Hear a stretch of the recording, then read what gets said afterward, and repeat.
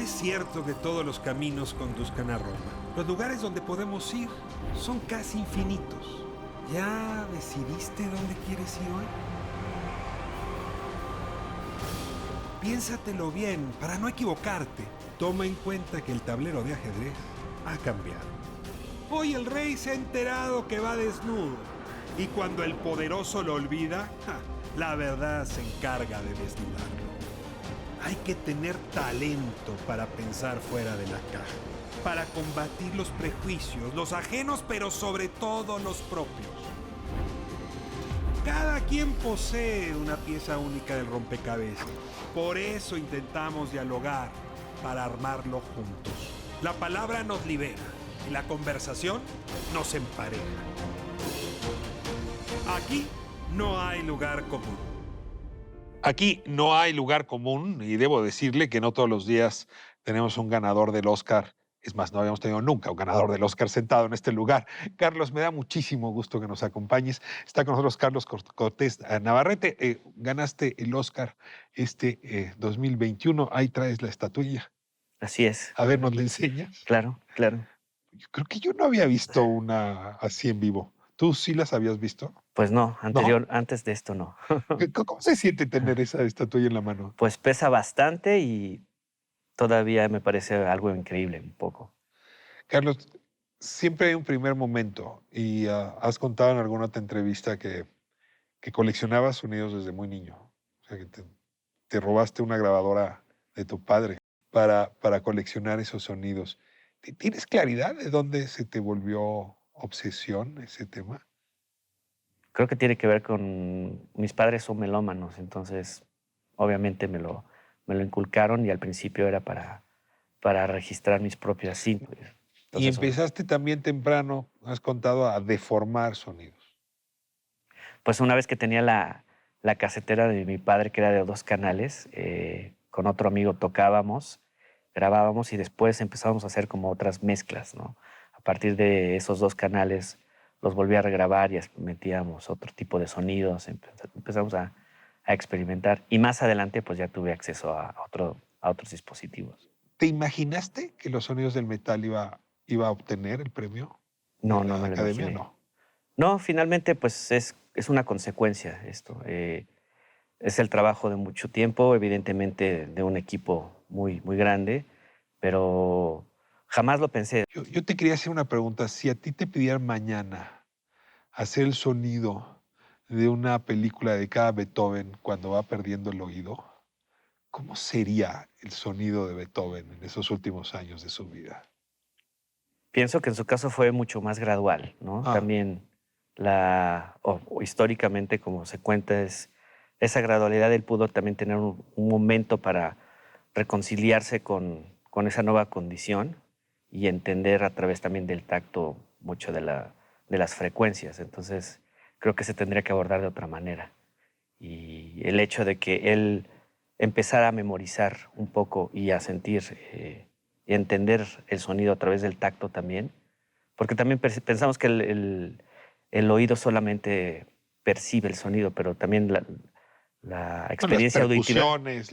La experiencia auditiva tiene que ver con muchas cosas, justamente con el tacto, ¿no? Ahora, Puedes sentir. eso hizo que Beethoven pudiese seguir componiendo incluso después de haber perdido el oído. Entiendo que sí. En el personaje de los sonidos del metal, que es un baterista, por eso el metal, es súbito Sí, y tiene que cambiar de vida, de relación de pareja, de oficio, de medio donde trabajaba súbitamente. claro. Eso es un desafío a la hora de transmitirle a quien estábamos viendo la película. Bueno, también hay que contar la historia en un par de horas, Sí. ¿no? O menos. De hecho, la primera versión era de 2 horas y media aproximadamente, pero se le recortó de tal manera que se pudieran plantear las 3 partes de la película principales, ¿no? La más estruendosa, la pérdida auditiva, la parte del implante Sí. y posteriormente el silencio absoluto. ¿Desde dónde te situaste para imaginar esa transmisión de la sordera súbita? Pues con el equipo se hizo bastantes investigaciones, entrevistas y se consultó con expertos sobre lo que era esta pérdida. Y por otro lado, pues se entrevistó a mucha gente que tuvo esta pérdida del oído súbita o gradualmente y cómo psicológicamente les afectaba o cuál era su nueva postura ante la vida. Entonces, todo eso nos ayudó a abordarlo de diferente manera. Ahora, una cosa es que yo te cuente, ¿no? Que de pronto solo oyes los sonidos graves o solamente escuchas con el cuerpo, y otra cosa es que me lo transmitas a mí que sí escucho. Y ahí es donde pues tu destreza técnica me llama mucho la atención, la tuya, la de Michelle Kutolenki, la de Jaime Banks. ¿Con qué herramientas empezaron a trabajar o qué habían hecho antes que les ayudó a trabajar este mensaje? Tiene que ver mucho en cómo se abordó el registro incluso, o sea, cómo se abordó todo. No solo es procesar el sonido, sino es, por ejemplo, se utilizaron micrófonos de contacto, ¿no?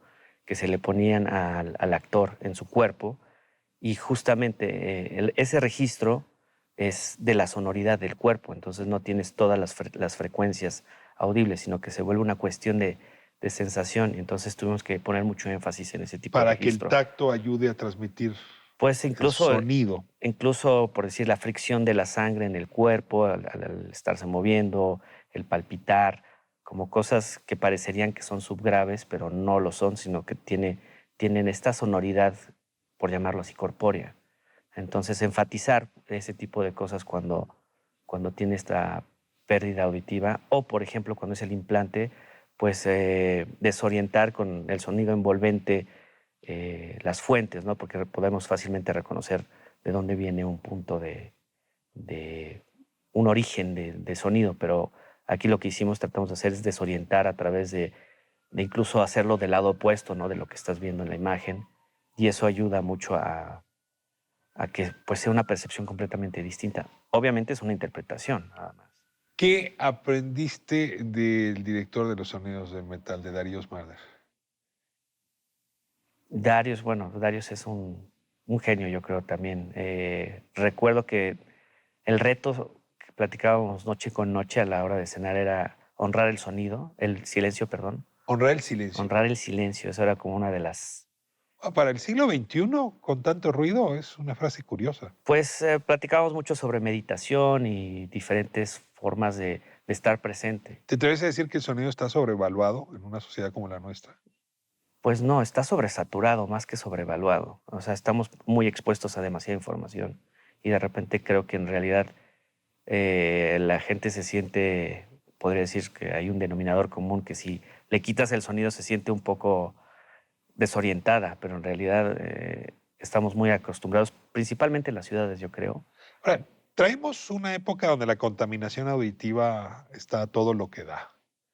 Y en efecto, nos hemos vuelto adictos a que esa contaminación no nos abandone.